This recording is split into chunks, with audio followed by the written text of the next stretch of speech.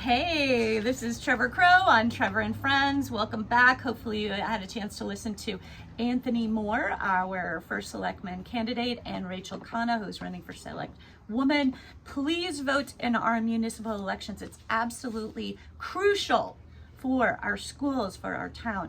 You must vote. So, sitting next to me, and I'm so delighted to have Tim Klimpl sitting here. Tim is chairman of the Democratic Town Committee in New Canaan, which is really cool. Hi, Tim. Hi, Trevor. Welcome.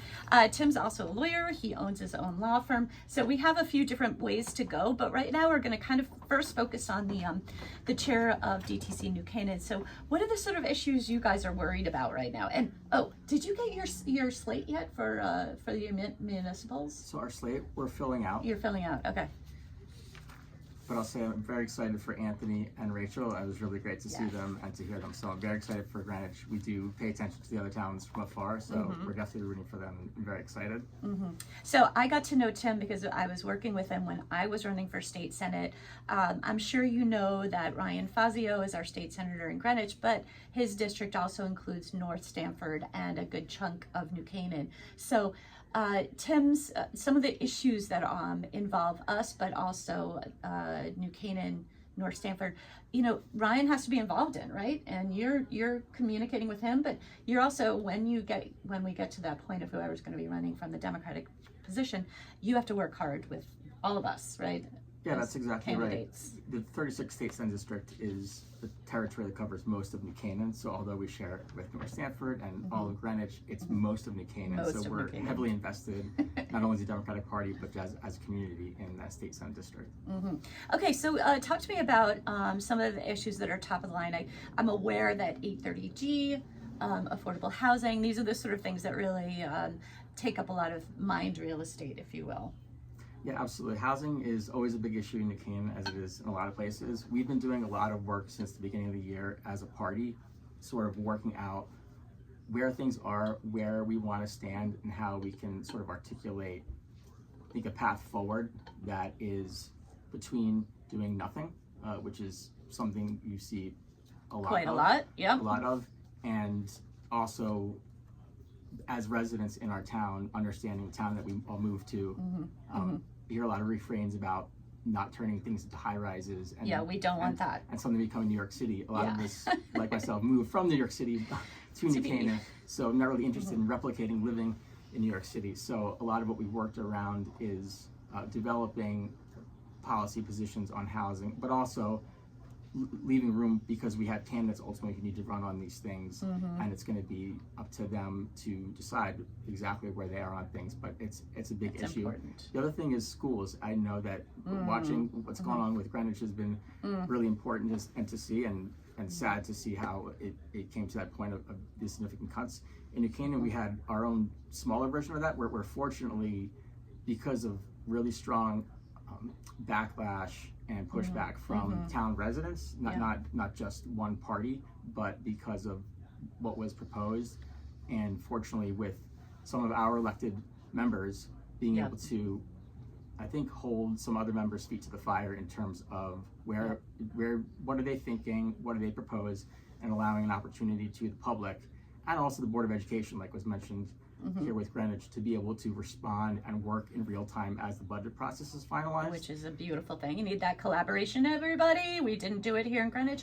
Just a little background. New Canaan has spectacular schools. If you've driven over, you've looked at New Canaan, their high school is I don't know if brand new might be the wrong word, but pretty up to date and very modern. And you guys have really prioritized education as one of the top things in the town. And even my kids who would love to be able to move back to the area, the first thing they were like, yeah, New Canaan's great, So this is part of the prioritization, the collaboration, and how do you do that on a town level so you meet most needs. We're not going to get every need met, right? Right. But sort of, I'm going to circle back to 830G, and we don't want high rises, but we also want, this is the sensitivity, as my kids are wanting to come back to our community, they can't afford it. And I have children who are lawyers and doctors and should be able to afford to move back to our communities, but they actually can't, at least not now. So what are we doing about that?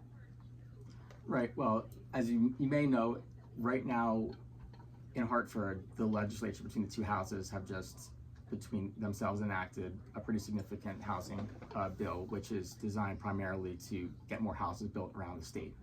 And it's not particularly to impose new requirements on local towns, but to move the ball forward in terms of building more houses and allowing a lot of vacant commercial space to be used for residential housing. I think there's a 30% vacancy still in commercial Crazy. spaces around the states. So part of it is designed toward that. So without getting ahead of the legislature, that's something I know that was worked on, and there's significant delighted to hear that. Yeah, attempts within that in some different ways just to move it forward.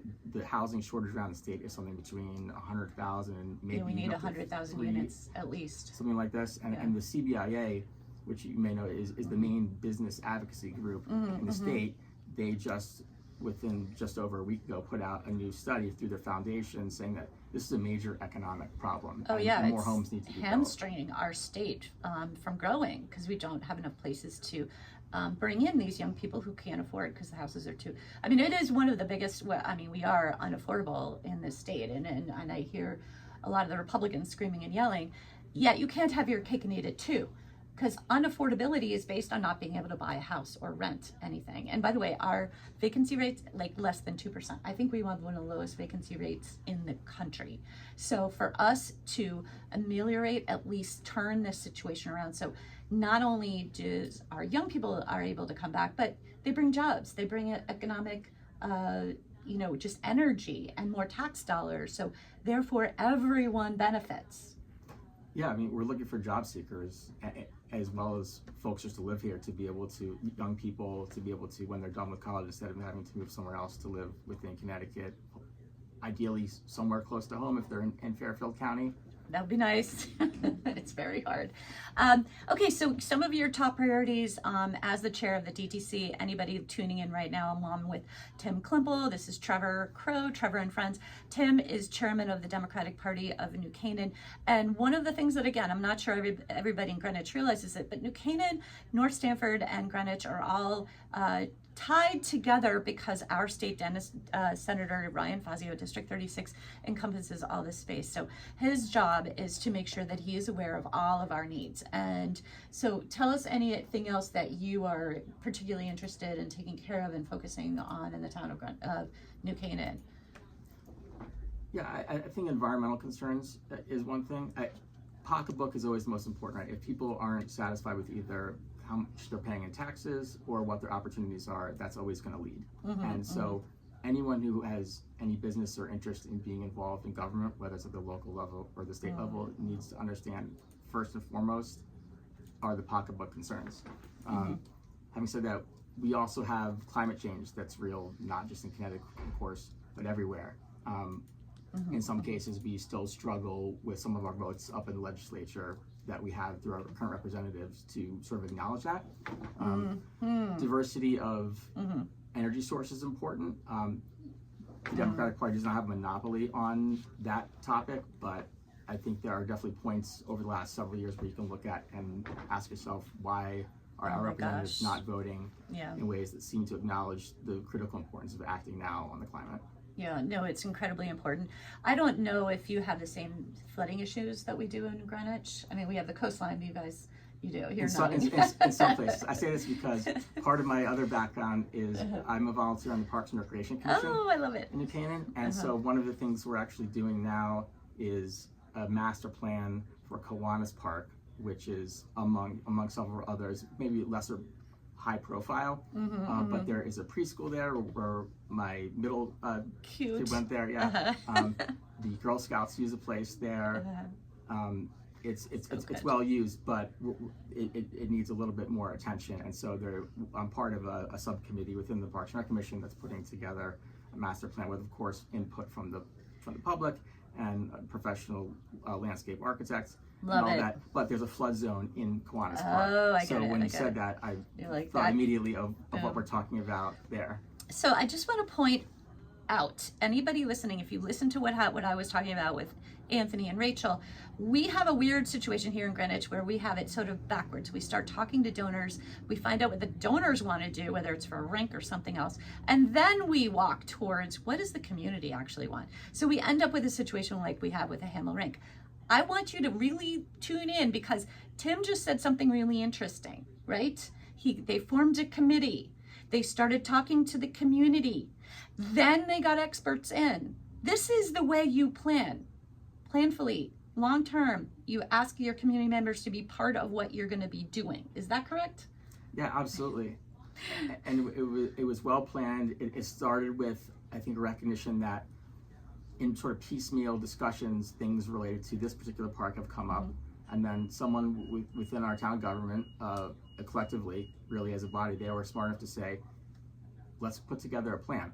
And so they went to the commission, and we're just volunteers on the commission. And I didn't know this was going to come up in a meeting, but all of a sudden it comes up that they want us to work on a plan. Yeah. So they're looking for volunteers.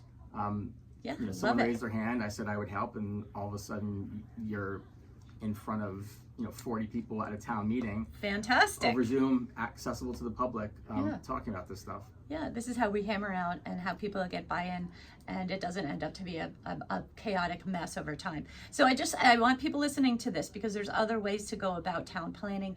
If you, please, Lord, you must vote in your municipal elections. A lot of people don't pay attention to it, but it is absolutely crucial to the running and the health of your town. Okay, so I want to pivot a little bit because Tim does something very interesting professionally, other than being chairman of the DTC in New Canaan, by the way, which I know is in itself a full-time job. So thank you for your service. Of course. So talk to me a little bit about your specialty because non-compete agreements are out there and they're being challenged, and I think it's an important thing that most of us need to think about when you get hired, because oftentimes you might end up signing something you haven't realized doesn't allow you to work down the road if you choose or are pushed out or kicked out or whatever. So anyway, talk to me a little bit about that, Tim. Yeah, so my professional lane within law is employee benefits and executive compensation, which may sound somewhat niche-y. It's a very broad range of concepts, but one of the recurring themes, both on the benefits side and executive comp side for different reasons, is non-competition agreements, or non-competes as we call them. And it's a fascinating area. It becomes very intense if you're working through a situation personally. As an attorney working with it, you get the benefit of not having to be in a sometimes tough situation, non-competes, but people seem to really gravitate toward this conversation, so I thought it would be good to talk about, because it's a good one. Most folks have encountered this in some way or the other. If they lived in California for a while, then they had the pleasure of not really having to worry about the enforceability of non-competes and really dealing with them, because they've been banned for a while, with the exception of Interesting. So California banned owners. them altogether? So they're largely banned. Restrictive covenants like that include non-competes, which is it's a general prohibition on you going to work for another employer that might be in competition with. So in Connecticut, if I change my job, if I'm a financial advisor at one place and I go to a different place, can I bring my clients? Am I allowed to bring my book with me, or whatever, however you would describe it? Is that doable, or have I signed a non-compete and I didn't even realize it? Yeah, so starting with the famous lawyer answer, it depends. However, the second part, which you mentioned, was, can I take my clients with me? That is usually a pretty hard no-go. A hard no-go. I would say by virtue of contractual agreement, not by virtue of just you're an employee, and if you depart from an employer, can you do it? So if you're a current employee, without signing any piece of paper under common law, there is recognized a duty of loyalty to your employer. Oh, so if you're employed by your employer, duty of loyalty to your employer. Yes, it's a duty of loyalty. Sounds very modern and fresh, right? Probably not.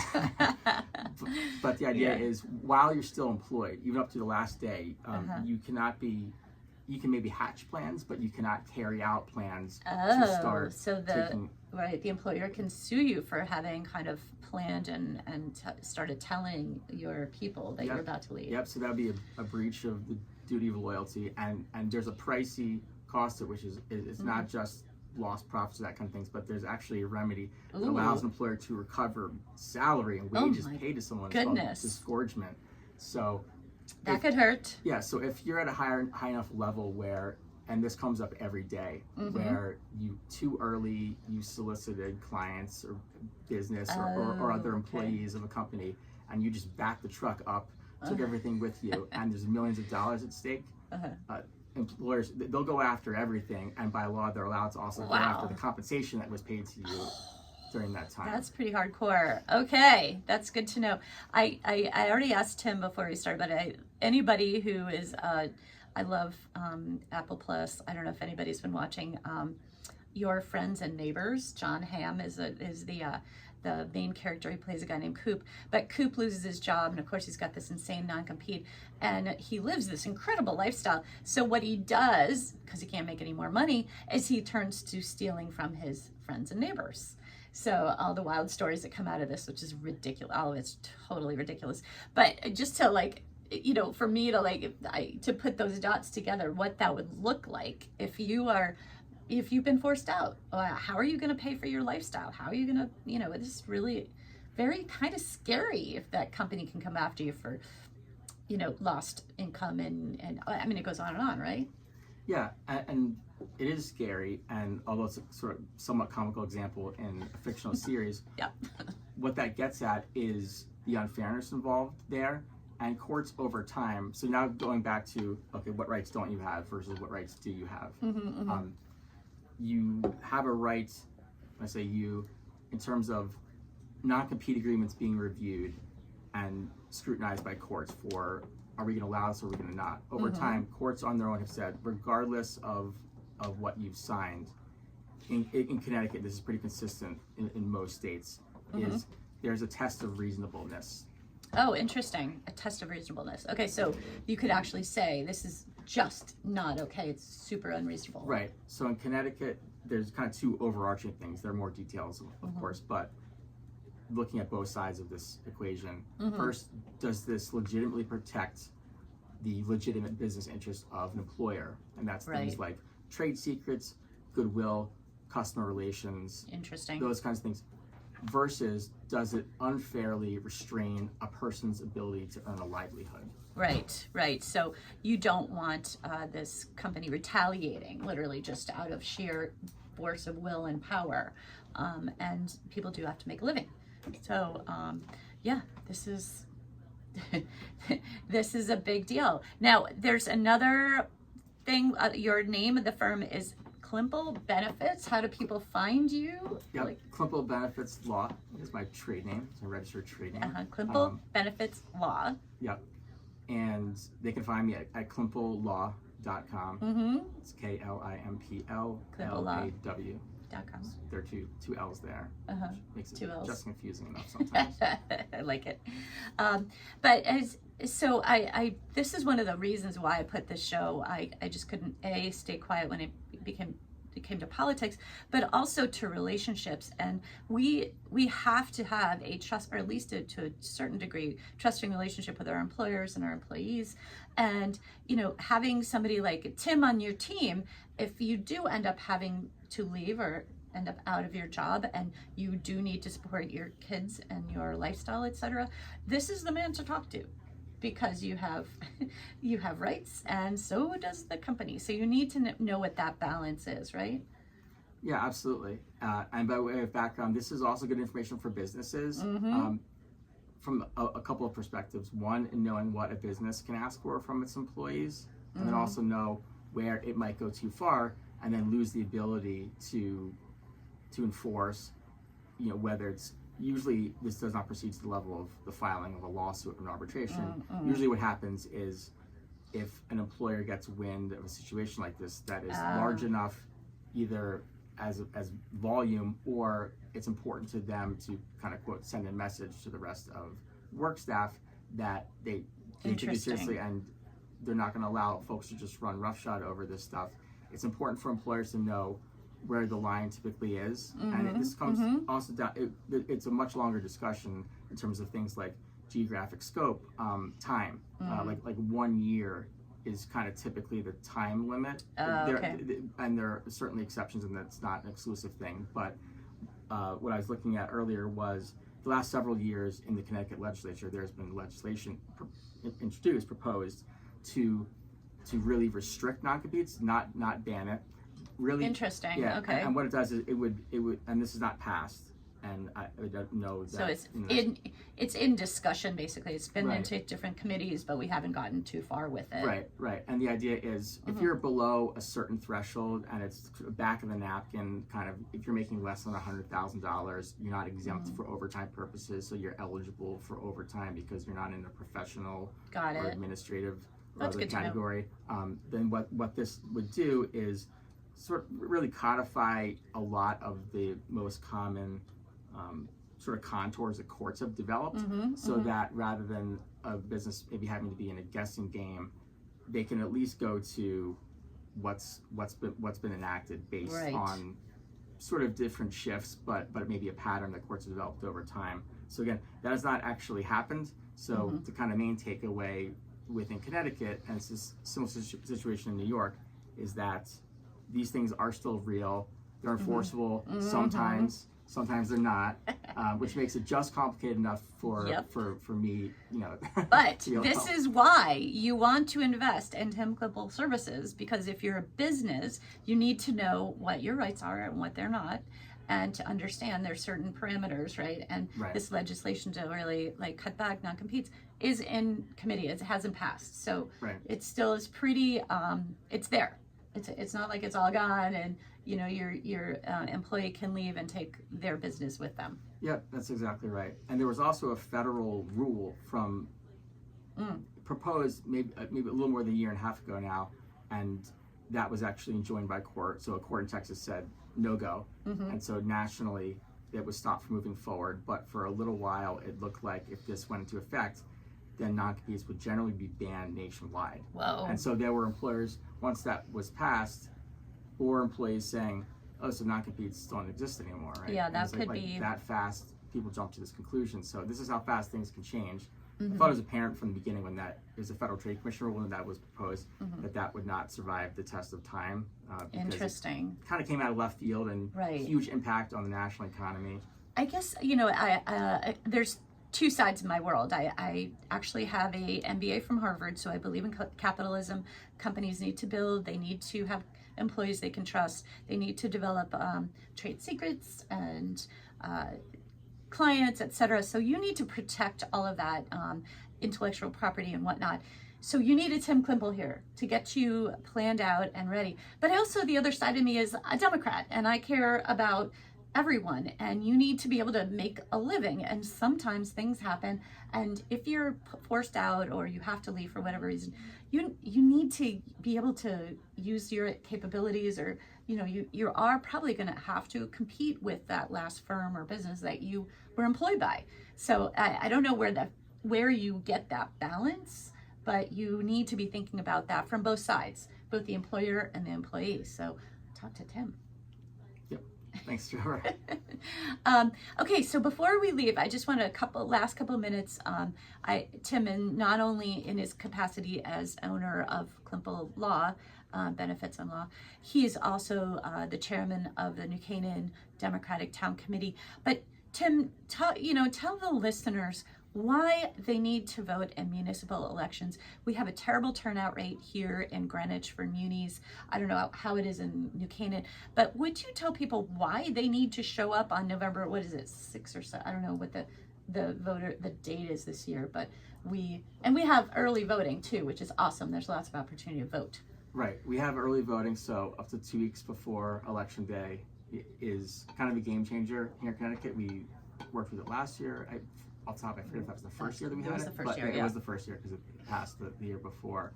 So that's a big change. But in terms of voting locally, I mean, it's quality of life issues that are right at your front door. Like you said, the turnout is very different across all parties. But yes, the bottom line is, if you are interested in the welfare of your community, you should be voting in every election. And from New Canaan's perspective, we've seen a lot of success with Democratic candidates at the federal level.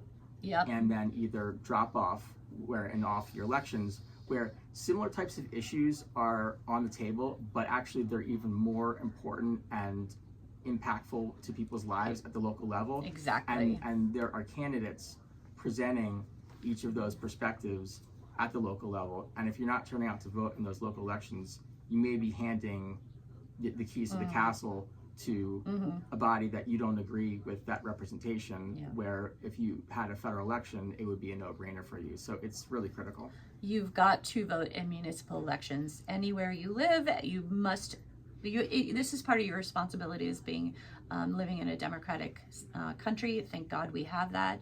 And be aware, there are draconian federal cuts coming in our direction. Just the other day, I learned that the federal government has cut helping people who can't pay for their heating bills. So everybody here, we've all been shocked by our benefits, our public benefits on the line, which is now, you can see in your Eversource bill, public benefits. Well, that is only just going to go up higher, because we cannot shut the heat off and literally freeze a family to death. So what's going to happen?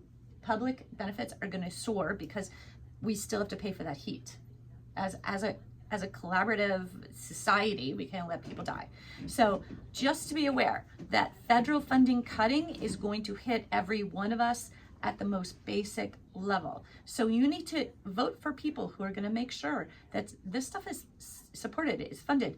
The Republicans are doing a big slash and burn job right now. Yep. And that bill, the big beautiful bill, has not passed yet, but it's going to really impact everybody right here at the state level. So thank you, Tim, for coming on the show with me today. Such an important bunch of conversations here.